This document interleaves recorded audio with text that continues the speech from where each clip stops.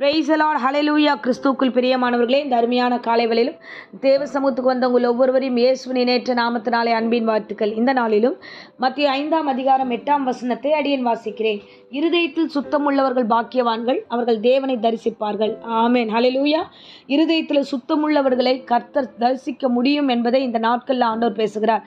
இன்னைக்கு எல்லாருடைய வாழ்க்கையில் ஒரு விஷயம் ரொம்ப தெளிவாக தெரியும். என்னென்னா, தன்னுடைய உடம்பை சுத்தமாக வச்சுக்கணும், ஊரை சுத்தமாக வச்சுக்கணும், வீட்டை சுத்தமாக வச்சுக்கணும், மற்ற ஆஃபீஸை சுத்தமாக வச்சுக்கணும், மற்றதெல்லாம் சுத்தப்படுத்துறதுக்கு, மற்றவங்களை பிரியப்படுத்துகிறதுக்கு, மற்றவங்க முன்னாடி சிலர் நடிக்கிறதுக்காவது அதை சுத்தமாக வச்சுக்கணும்னு ட்ரை பண்ணுவாங்க. ஆனால் இருதயத்தை சுத்தமாக வைத்து கொள்ள வேண்டும் என்ற ஒரு நினைவு யாருக்குள்ளேயும் வரதில்லை. ஏன்னா அது எங்கேயோ மறைந்திருக்கிறது, அது வெளியில் யாருக்காவது தெரிய போதா, அது தெரிய போகிறதில்ல. அதனால் இருதயத்தின் காரியங்களை குறித்து யாரும் பெருசாக கண்டுக்கிறது இல்லை. ஆனால் வெளியரங்கமாக பார்த்தீங்கன்னா எல்லாத்தையும் சுத்தபத்தமாக வச்சு எல்லாருக்கும் முன்னாடியே நாங்கள் ஒழுங்காக, நாங்கள் பர்ஃபெக்டாக இருக்கோம், நாங்கள் நேர்த்தியாக இருக்கிறோம் அப்படின்னு காண்பிக்கிற இந்த உலகமாக இருக்கிறது. ஆனால் வசனம் என்ன தெரியுமா சொல்லுகிறது? இருதயத்தில் சுத்தம் உள்ளவர்கள் தான் பாக்கியவான்கள். ஆமென், ஹல்லேலூயா. பாருங்கள், சங்கீதத்தில் வாசிக்கிறோம் நம்ம 15ஆம் அதிகாரத்தில், உத்தமமாய் நடந்து நீதியை நடப்பித்து மனதார சத்தியத்தை பேசுகிறவன் தானே அவன் மாத்திரம் அல்ல, கைகளில் சுத்தம் உள்ளவனும் இருதயத்தில் மாசில்லாதவனுமாய் இருக்க வேண்டும். ஆமென். தாவீது விதமாய் சொல்லுகிறார். ஸோ நாம் எப்படி நடக்கணும்? உத்தமமாய் நடக்கணுமே, இருதயத்தில் மாசில்லாதவர்களாக இருக்கணுமே. இப்படிப்பட்டவர்கள் தான் தேவனை தரிசிக்க முடியும். ஆமென், ஹல்லேலூயா.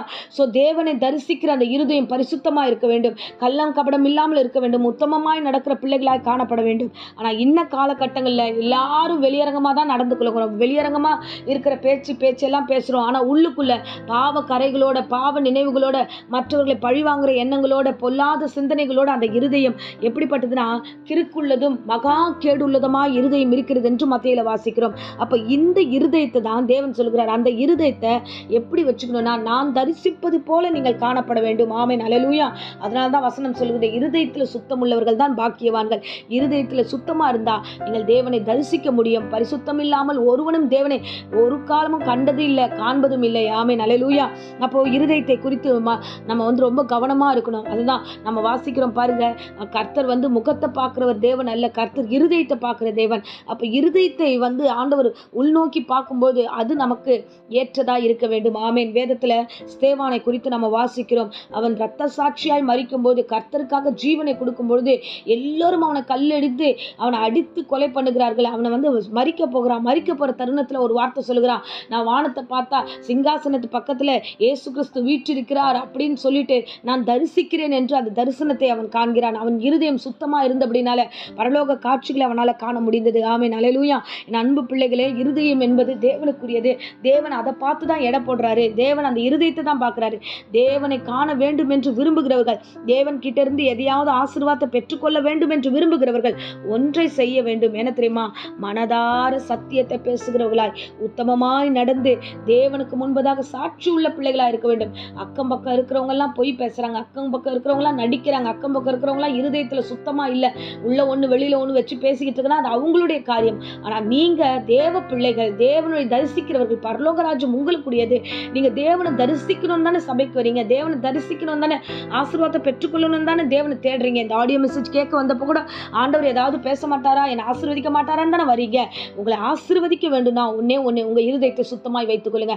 ஆண்டவரே என் மீறுதலை ஆண்டவரை மன்னிங்க, ஆண்டவரே என் பாவங்களை மன்னிங்க, என் அக்கிரமங்களை மன்னிங்கன்னு சொல்லி நீங்கள் உங்களை சுத்திகரிக்கும் போது நீங்கள் நிச்சயமாய் தேவனை தரிசிக்க முடியும். ஸ்தேவான் தரிசித்தாரே, பரிசுத்தமாய் வாழ்ந்து ஒரு இரத்த சாட்சியாய் மரிக்கக்கூடிய ஒரு மனிதன் தேவனை தரிசித்தான் என்று வேதம் சொல்லுகிறதே. ஹல்லேலூயா. என் அன்பு பிள்ளையே, இந்த பிரசங்கத்தை கேட்கிற நிமித்தமாக இருதயத்தை சுத்தமாக வச்சுக்கோங்க. இருதயத்தில் தேவையில்லாத குழப்பத்தெல்லாம் இடம் கொடுக்காதீங்க. மற்றவர்களை இருதயத்தில் போட்டு நீங்கள் தேவையில்லாமல் தப்பாக எந்த காரியத்தை குறித்து யோசிக்காதீங்க. அது அவங்களுடைய காரியம், அது கர்த்தர் அவர்களை பார்த்து கொள்வார்.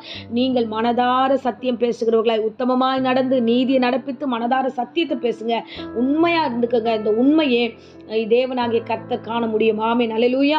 அதுதான் வசனம் சொல்லுகிறது, இருதயத்தில் சுத்தம் உள்ளவர்கள் தேவனுடைய பிள்ளைகளாக இருப்பீங்க, தேவனை தரிசிப்பீர்கள். ஸோ தேவன் உங்களுக்கு காட்சி கொடுக்கும், அவர் வல்லமையுள்ள தேவனாக இருக்கிறார். ஆமென். இப்போதும் அடியேன் உங்களுக்காக ஜெபிக்கிறேன். அன்பு ரட்சகா, இந்த அருமையான தருணத்தில் ஆண்டவரே, இந்த பிரசங்கத்தை கேட்ட பிள்ளைகள் ஒவ்வொருவரையும் ஆசீர்வதிங்க. ஆண்டவரே, இந்த காலை வேளையில் கர்த்தாவே, இருதயம் குழம்பி போயிருந்தா, இருதயம் கலங்கி போயிருந்தா, இருதயம் மற்றவர்களை குறித்து ஏன் இவங்க எல்லாம் இப்படி இருக்காங்கன்னு சொல்லிட்டு மற்றவர்களை குறித்து ஒரு குழப்பத்தோடு இருந்தால் எல்லா குழப்பத்தினாவே எடுத்து போடுங்க. ஆண்டவரே, மற்றவர்களை ஆண்டவரே கர்த்தாவே ஆண்டவரை குறித்து யோசிக்காதபடிக்கு இருதயத்தில் சுத்தமுள்ள பிள்ளைகளாய், ஆண்டவரை உம்மை தரிசிக்கிற பிள்ளைகளாய் ஆண்டவரை ஆசீர்வதிங்க. அந்த இருதயத்தில் ஆண்டவர் ஆண்டவர் எப்பொழுதும் துதி இருக்கட்டும், எப்போதும் ஜெபம் இருக்கட்டும். இந்த இருதயத்தை பத்திரமாய் பாதுகாத்துக்கொள்ளும். தேவ பிரசனம் கூட இருக்கட்டும். ஆண்டவரே உம்முடைய வருகையின் போது ஆண்டவரே ஒவ்வொருவருமாய் காண கிருபை தருவீராக, ஆசீர்வதிப்பீராக. இயேசுவின் நாமத்தினாலே இந்த வேளையில முற்று முடியுமாய் ஒப்படைக்கிறோம். இம்மட்டும் காத்ததுக்காய் கொடான கொடி ஸ்தோத்திரம். இனியும் தொடர்ந்து ஒவ்வொரு பிள்ளைகளையும் நீர் காத்து வழிநடத்தும்படியா தயவாய் நாங்கள் ஜெபிக்கிறோம். ஆமென், ஹல்லேலூயா. ஸோ இந்த வேளையில ஆண்டவரே நீர் கொடுத்த வாக்குத்தத்தத்துக்காக நன்றி. இருதயத்தில் சுத்தமுள்ளவர்கள் பாக்கியவான்கள், அவர்கள் தேவனை தரிசிப்பார்கள் என்ற வசனத்தின்படியே ஆசீர்வதிக்கிறேன்.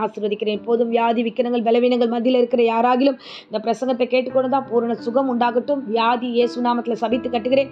பிசாசின் கிரியைகள் பயமுறுத்துகிற எல்லா ஆவிகளையும் இயேசு நாமத்தில் சபித்து பாதாத்தில் கட்டுகிறேன். பூரண கிருபைகளையும் விடுதலையும் கொடுத்து வழி நடத்தும். ஆசீர்வதியும். இயேசுவின் நேற்று நாமத்தில் ஜெபிக்கிறோம் ஜீவனுள்ள நல்ல பிதாவே. ஆமென், ஆமென். Praise the Lord. God bless you.